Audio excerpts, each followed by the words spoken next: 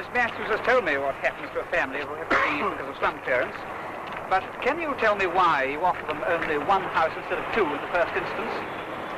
Well, we already know a great deal about their choice of future housing because we've been discussing it with them for several months. And over here we've got 100,000 houses managed by my department, so that we've an infinite variety of alternative accommodation to offer to them, from very old houses to the very latest modern flat. And the other point about it is that if I get a new block handed over with 30 flats in today, tomorrow 30 people can be viewing their new accommodation. But if I were to give each of them 2 keys, only 15 families could view, and that, I'm afraid, would slow our work down very considerably. One must admire the drive and enthusiasm of the housing department. But in a vast organisation like that, is there any danger of it becoming an inhuman juggernaut? Yes, we are well aware of this danger in all big organisations, and probably the best safeguard against it is a well-trained staff of housing visitors who take a really keen interest in their job and in the families with whom they're dealing. That's very interesting, Mr. Macy. Now, do you go back after the tenants have moved and study their needs so that you can record them for future building purposes? Oh yes, that's a process that's going on all the time. People working on the estates pick up information about tenants' likes and dislikes, gadgets that work and don't work, and we have the very closest liaison with the city architect and Sir Herbert Manzoni. I meet them 2 or 3 times a week, so that we are always passing this information on to them. Sir Herbert Manzoni, you are city engineer and surveyor, and you're responsible for redevelopment and replanning in the city. Yes, that is so. Now, what was the size of Birmingham's housing problem after the war? Well, we lost 20,000 houses in the whole of the city due to bombing. But that wasn't the most important problem. The real problem was the problem of derelict houses, obsolescence, houses that had passed beyond their useful life. And they're mostly concentrated in the centre of the city. And what did the city do about this problem?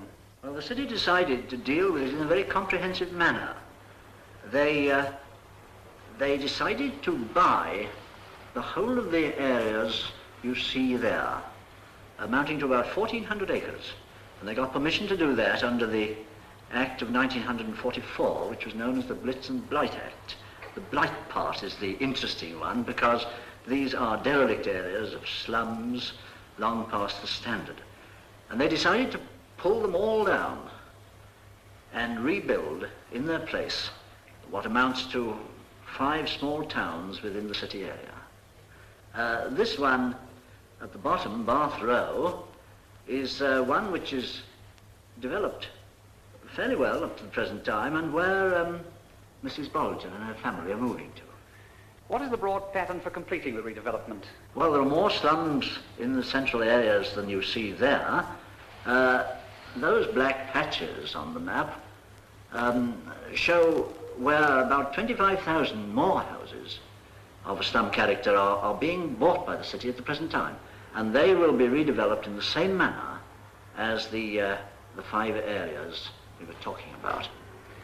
And how does this fit in with the whole of the city's plan? Well, there is a plan for the whole city, and all the outer areas were built between the wars under planning schemes. We're now dealing with the centre, and all the amenities which were introduced into the outer areas, the roads and open spaces, will be extended into the centre. That shows a pattern of the parkways, the green parkways which were provided in the planning of the outer area, and you'll see that they're extended into the central areas. When that is completed in years to come, it'll be possible for people to walk about the city on grass without having to walk along the roads. And I think that's a very desirable object. Yes. Sir Herbert, this is a tremendous and exciting enterprise. Are people enthusiastic about it? Well, certainly the city council is enthusiastic, and people who understand the scheme are also very enthusiastic. Of course, it's difficult for those who are being disturbed, but usually we find that when they get into their new environment or the new homes, they do get enthusiastic about the scheme. I think all of us realize that the important thing here is that it's a human problem. It isn't the bricks and mortar that matter, it's the people.